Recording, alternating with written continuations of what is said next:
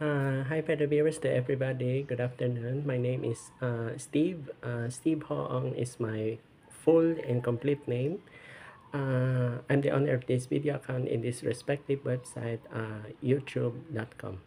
Okay, by the way, this video is for the YouTube management. That includes the YouTube CEO.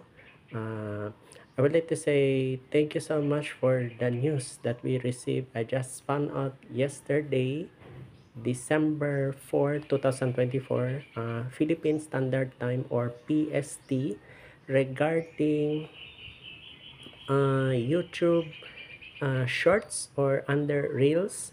If it was approved that time, actually we did not know that it was already approved last October 15, 2024, about the 180 seconds or maximum of 3 minutes reels. Yes.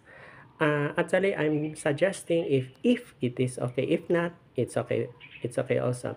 A lot of people across the globe are suggesting if there is already 180 seconds, what if the maximum in the future, from 180 seconds to 300 seconds, or 360 seconds, or equivalent to 6 minutes. Anyway, 300 seconds, that's already 5 minutes.